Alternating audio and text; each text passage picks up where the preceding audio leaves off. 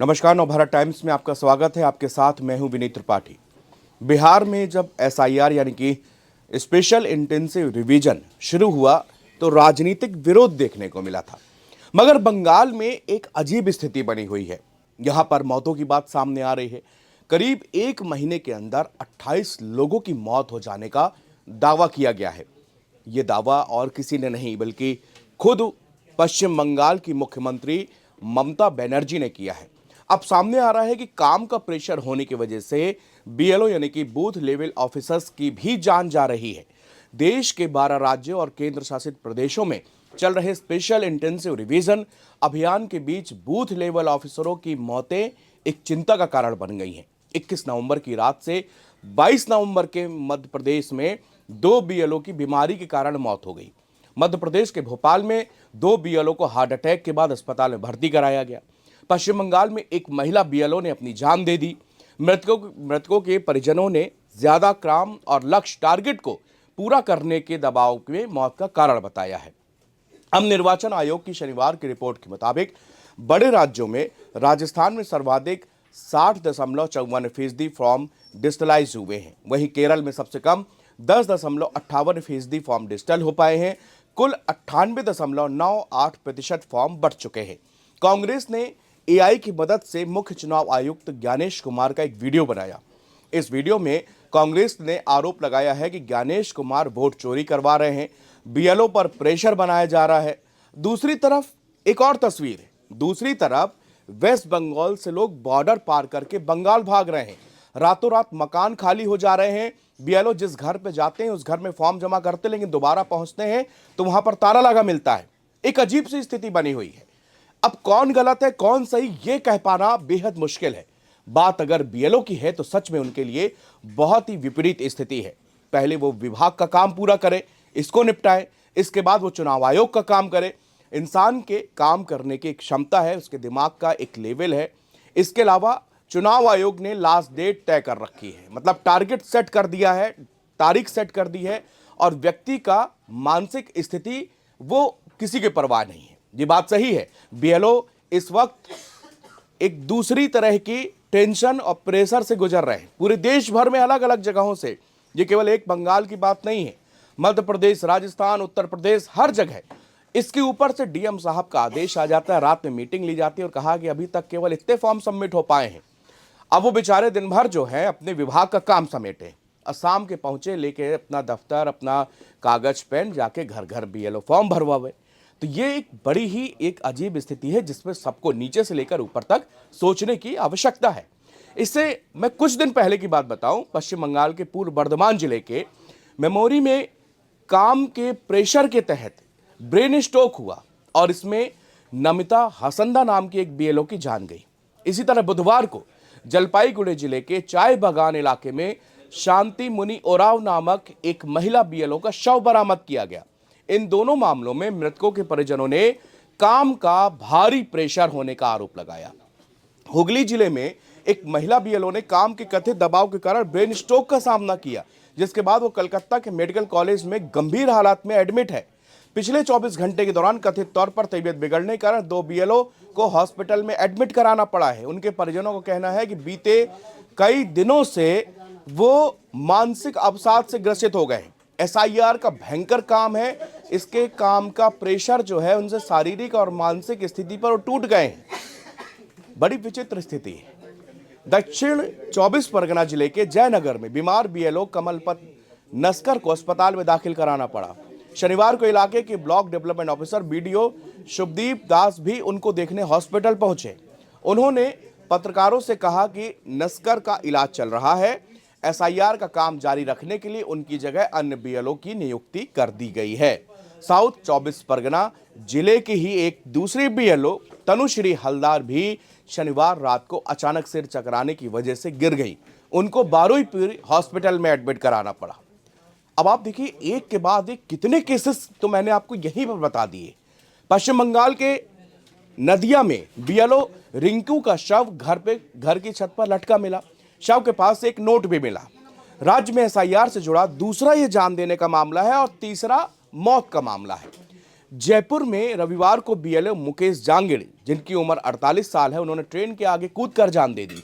करौली में बीएलओ की मौत, सवाई माधोपुर में एक बीएलओ को हार्ट अटैक, गुजरात में 4 दिन में 4 बीएलओ की मौत, अहमदाबाद में फारूक और दाहोद में बच्चू भाई बीमार भर्ती हुए, एडमिट हुए। मध्य प्रदेश के रायसेन में शनिवार को बीएलओ रमाकांत पांडे की मौत। परिजनों ने बताया कि योगेश जो है 4 रातों से नहीं सोया था। ऑनलाइन मीटिंग के बाद बेहोश होकर गिरा, फिर बचाया नहीं जा सका। दमोह के सीताराम गोंड 50 वर्ष, उनको फॉर्म भरते समय उनको चक्कर आए और वहीं पे वो बीमार पड़े। इलाज के दौरान उनकी मौत हो गई। रायसेन के बीएलओ नारायण सोनी 6 दिन से लापता हैं। परिजनों ने कहा कि टारगेट और देर रात मीटिंग और निलंबन की चेतावनी से सब परेशान हैं। शनिवार को टीएमसी कांग्रेस ने चुनाव आयोग और बीजेपी में निशाना साधते हुए एक्स पर अपनी एक पोस्ट में कहा कि चुनाव आयोग की जटिल डिजिटल प्रक्रिया, वास्तविक डेडलाइन और सजा का डर और रात में निगरानी के काम पर कर्मचारियों को दी जाने वाली मानसिक यातना को स्वीकार नहीं किया जा सकता। अमानवीय दबाव के कारण बीएलओ की मौतें हो रही हैं, लेकिन बीजेपी इसका राजनीतिक फायदा उठाने में जुटी है। यह उसकी क्रूर, अमानवीय और गैर जिम्मेदार राजनीति का असली चेहरा है। मुख्यमंत्री ममता बनर्जी ने भी एक्स पर अपनी एक पोस्ट पर नदिया में बीएलओ की मौत पर घटना पर दुख जताते हुए सवाल किया कि आखिर एसआईआर और कितने लोगों की जान लेगा। दूसरी तरफ बीजेपी इन मौतों के लिए तृणमूल कांग्रेस को जिम्मेदार ठहरा रही है। सीपीएम नेता और पार्टी की केंद्रीय समिति के सदस्य सुजन चक्रवर्ती का सवाल है कि आखिर काम के दौरान बीएलओ को जान क्यों गंवानी पड़ रही है। उनका कहना है कि चुनाव आयोग अपनी जिम्मेदारी से इनकार नहीं कर सकता। साथ ही राज्य सरकार को भी बीएलओ की मदद करनी चाहिए थी, लेकिन सत्तारूढ़ पार्टी और बीजेपी इस प्रक्रिया का राजनीतिक फायदा उठाने में जुटी है। राजनीतिक विश्लेषकों का कहना है कि राज्य में बीएलओ की मौतों और बीमारियों ने तृणमूल कांग्रेस और चुनाव आयोग और बीजेपी के खिलाफ एक मजबूत हथियार दे दिया। यही वजह है कि मुख्यमंत्री और पार्टी प्रमुख ममता बनर्जी इस मुद्दे पर लगातार प्रेशर बना रही हैं। उन्होंने ये प्रक्रिया शुरू होने के दिन यानी कि 4 नवंबर को भी एक रैली निकाली थी। अब 25 नवंबर को उत्तर 24 परगना में मथुरा बहुल इलाके में भी ये रैली निकाली जाएगी और जनसभा को संबोधित करेंगी। राज्य में मथुरा वोटर कई सीटों पर निर्णायक स्थिति में है और इस वोट बैंक पर कब्जे के लिए टीएमसी बीजेपी में लंबे समय से खींचतान चलती रही है। राजनीतिक विश्लेषक शिखा मुखर्जी बीबीसी से बात करते हुए कहती हैं कि राज्य में एसआईआर के मुद्दे पर शुरू होने से ही विवाद रहा है। सत्ता के दावेदार दोनों राजनीतिक दल इसे अपने अपने हित में भुगताने में जुटे हुए हैं। सीनियर जर्नलिस्ट विश्लेषक तापस मुखर्जी कहते हैं ममता बनर्जी बीएलओ की मौत के बहाने केंद्र बीजेपी आयोग पर निशाना साध रही हैं। इसके साथ ही पीड़ित परिवारों को आर्थिक सहायता भी दे रही हैं। उनका कहना है कि उनके निर्देश पर पार्टी के नेता भी ऐसे परिवारों की मदद जुटे हुए हैं। आगामी विधानसभा चुनाव में ममता बनर्जी इसे सबसे अहम और बड़ा मुद्दा बना सकती हैं। देखिए, 2 तस्वीरें बिहार से निकल के आ रही हैं। बिहार में जब एसआईआर शुरू हुआ तो उसके बाद राजनीतिक एक विवाद पैदा हुआ। चुनाव आयोग को घेरा गया। एसआईआर की तारीख को लेकर, उसकी डेडलाइन को लेकर सवाल उठाए गए कि महज इलेक्शन से पहले इसको क्यों कराया जा रहा है। इसके बाद बिहार में भारी मतदान हुआ।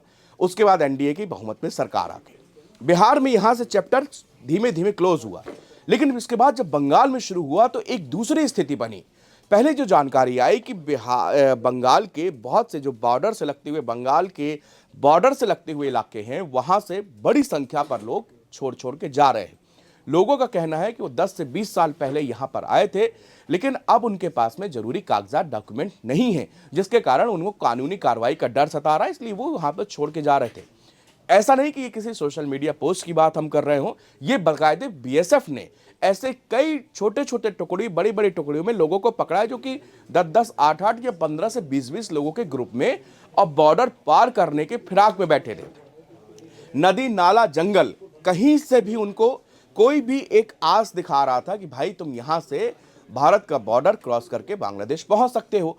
वो लोग वहां पर करने के लिए तैयार हैं। ऐसे बहुत सारी तस्वीरें, और बीएसएफ ने खुद जो है वहां पर कई लोगों को जब डिटेन किया और उनसे पूछा गया कि भाई आप लोग कहां के हो, क्यों भाग रहे हो, तब उन्होंने साफ जवाब दिया कि एसआईआर चल रही है राज्य भर में प्रक्रिया, और हमको फॉर्म दे दिए गए हैं, हमारे पास कोई डॉक्यूमेंट नहीं है, अब हम क्या भरें, इस डर से हम वापस जाना चाहते हैं। कई महिलाओं ने बताया कि वो यहाँ पर पिछले 1990 में यहाँ पर आई थी और यहाँ पर अपना घर में काम करती हैं, इसी से गुजारा चलाती, यहीं पर उनके पति हैं जो कि मजदूरी करते हैं, लेकिन हमारे पास यहाँ का कोई स्थायी पता या वो नहीं है, डॉक्यूमेंट्स नहीं है। अब 2 स्थितियों को अलग अलग अगर यहाँ पर करें तो बंगाल में बड़ी तनावपूर्ण स्थिति है, और सबसे ज़्यादा बीजेपी तृणमूल कांग्रेस मतलब राजनीतिक द्वंद्व के बीच में फंस रहे हैं बीएलओ, जिसकी अलग अलग जगह की रिपोर्ट्स जो आ रही हैं वो हैरान करने वाली हैं और परेशान करने वाली है। बताया जा रहा है कि उनके ऊपर जो है वो डीएम ने प्रेशर बनाया, जिसके कारण से वहां पर उनको मानसिक मेंटली एक प्रेशर क्रिएट हो रहा है, क्योंकि डेडलाइन भी पास में है और फॉर्म भी भरे जाने हैं, लेकिन विभाग के काम भी करने हैं। बीएलओ की जो नौकरी है वो इस समय सबसे ज़्यादा चिंता का कारण बनी है। इसीलिए जगह जगह से बीएलओ की तबीयत खराब होने या जाम देने के मामले सामने आए हैं। एसआईआर में अगर कोई घुसपैठिया है जिसके पास भारत के हिंदुस्तानी होने का कोई सबूत नहीं, उनके खिलाफ कार्रवाई होना जायज है। एसआईआर की प्रक्रिया को लेकर कभी कोई दिक्कत नहीं रही, लेकिन दिक्कत इस बात से है कि बीएलओ के ऊपर से भी इस प्रेशर को कम करना होगा। चुनाव आयोग और ऊपरी स्तर के सभी अधिकारियों को उनकी मेंटल हेल्थ और उनके लिए भी कुछ सोचना पड़ेगा। शुक्रिया।